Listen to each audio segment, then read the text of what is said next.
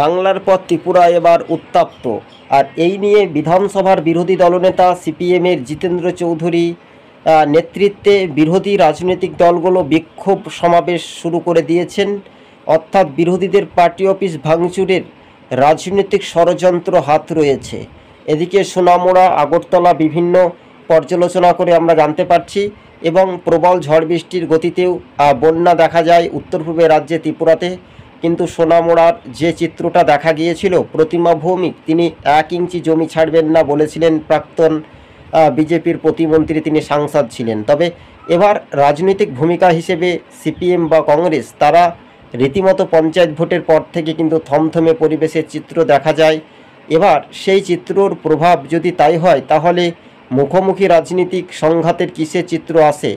বাংলাতে আরজি করের ঘটনা নিয়েও কিন্তু বিরোধী রাজনৈতিক দলগুলো তৃণমূলের দিকে নিশানায় সোশ্যাল মিডিয়াতে শোনা যাচ্ছে। তবে এবার কিন্তু বাস্তবে যে রাজনৈতিক মহলে বারবার চর্চা হয়, কিন্তু উত্তর পূর্বে রাজ্যে ত্রিপুরার পঞ্চায়েত ভোটের গৌরনগর অঞ্চল একাধিক পঞ্চায়েত সমিতি অর্থাৎ জোটের দখলে যায়। অর্থাৎ কৈলাসহর পঞ্চায়েত বেশির পরিমাণে বাম কংগ্রেস জোটের দখলে গেলেও বিশেষ করে গেরুয়া ঝড় বিনা প্রতিদ্বন্দ্বিতায় তো ভালো ফলাফল করেছে বটে, কিন্তু পঞ্চায়েত ভোটের পর থেকে রাজনৈতিক সংঘাত কিন্তু মুখোমুখি আমরা দেখতে পাচ্ছি উত্তর পূর্বে রাজ্যের ত্রিপুরায়।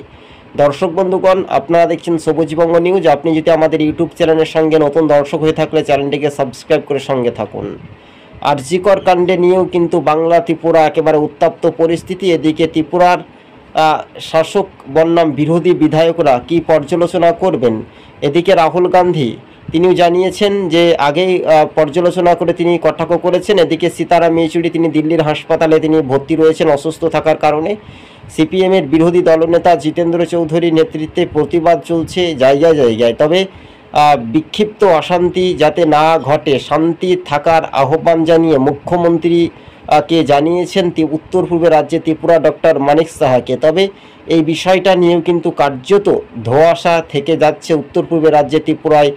এবার যে জনসংযোগ যাত্রা, মানুষের অধিকার কতটা বঞ্চিত হবে দর্শক বন্ধুগণ, আর এই নিয়ে আপনাদের সঙ্গে আমরা প্রতিবেদনে তুলে ধরেছি। আপনি যদি আমাদের ইউটিউব চ্যানেলটা প্রতিনিয়ত দেখতে থাকেন, তাহলে আপনি কিছু না কিছু একটা ফ্যাক্টর হয়ে বুঝতে পারবেন যে আগামী দিন মানুষের জন্য অধিকার বঞ্চিত হচ্ছে না, কোন দিকে এগিয়ে যাচ্ছে না, শেষ পর্যন্ত তোষণকারীদের হাতে যাচ্ছে। এটাও নিয়ে একটা দেখার একটা বিষয়। তবে যে সরকার ক্ষমতায় থাকুক না কেন মানুষের সেবা করবে। কিন্তু প্রদ্যুৎ কিশোর দেববর্মন তিনি মুখ্যমন্ত্রীকেও জানিয়েছেন যে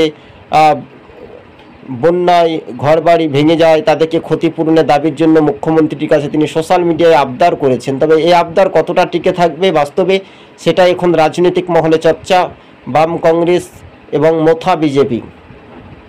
তবে বিজেপির গেরুয়া ঝড়েও থাকলেও মোথা দল কিন্তু পঞ্চায়েত ভোটে ফলাফল ভালো না করতে পারার জন্যই ক্ষোভ উগড়ে এবার সোশ্যাল মিডিয়াতে আমরা দেখতে পেয়েছিলাম যে সহযোগিতার হাত বাড়ানোর জন্য মুখ্যমন্ত্রীকে তিনি চিঠি লিখে উল্লেখ করে জানিয়েছেন। এদিকে কংগ্রেসের সুদীপ রায় বর্মনের নেতৃত্বেও কিন্তু দাপটটা খুব কম ছিল। বিরোজিৎ সিনহা নেতৃত্বেই বিজেপির দাপটে একেবারে ক্ষমতা দখল করেছিল গৌরনগর অঞ্চল পঞ্চায়েত সমিতি। 15টি গ্রাম পঞ্চায়েত বাম কংগ্রেস জোটের দখলে, 5টি পেয়েছিল বিজেপির জোটের জয়।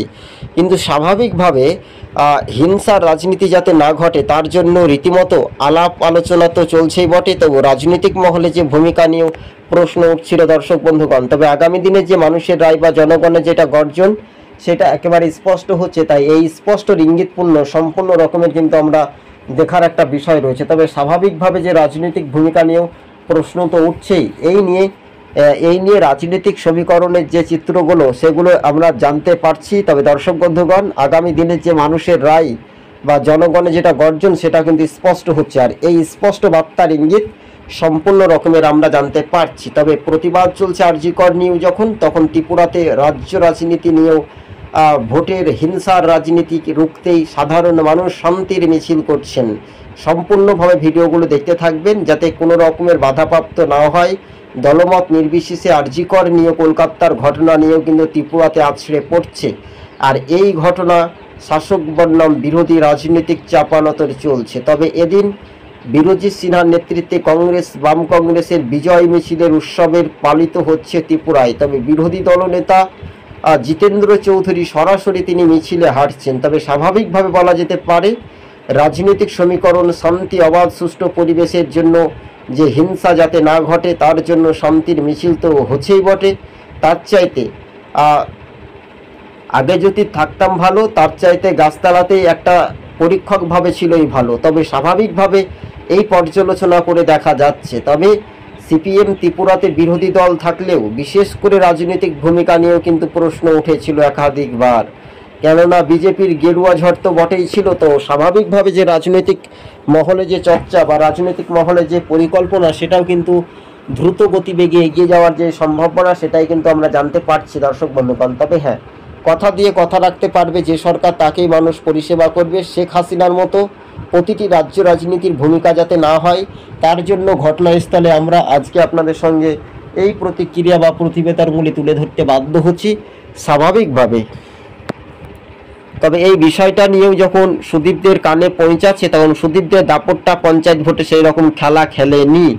স্পষ্ট সেই পঞ্চায়েত নির্বাচন যখন আরজিকর কাণ্ডের ঘটনা বা একাধিক ত্রিপুরার মামলা সুপ্রিম কোর্টে যখন যায়, তখন আপনারা জানেন যে এই রাজ্য রাজনীতির ভূমিকা নিয়েও কিন্তু প্রশ্ন তো উঠছেই স্বাভাবিকভাবে।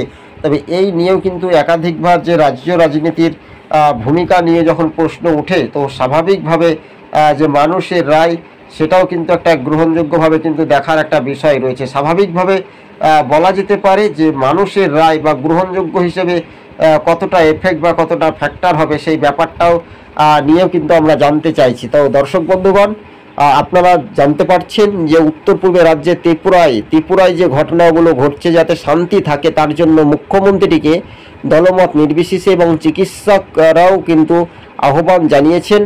আজকে আমরা এই পর্যন্ত পর্যালোচনা করে দেখতে পাচ্ছি যে সরাসরি রাত জেগে কিন্তু মানুষ আরজিকরের কাণ্ড বা ত্রিপুরাতে আছড়ে পড়েছে।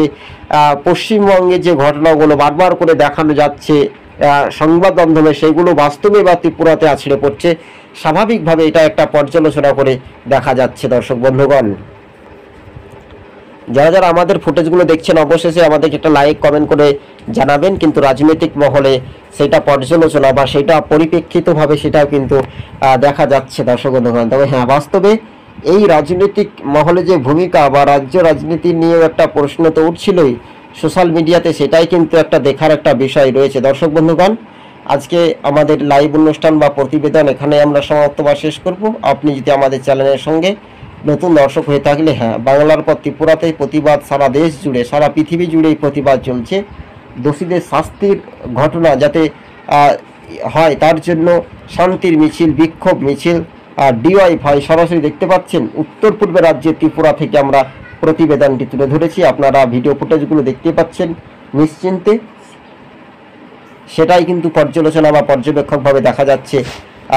সন্ত্রাস হামলা যাতে না ঘটে, শান্তিপূর্ণভাবে আন্দোলন করছে বিরোধী রাজনৈতিক দলগুলো।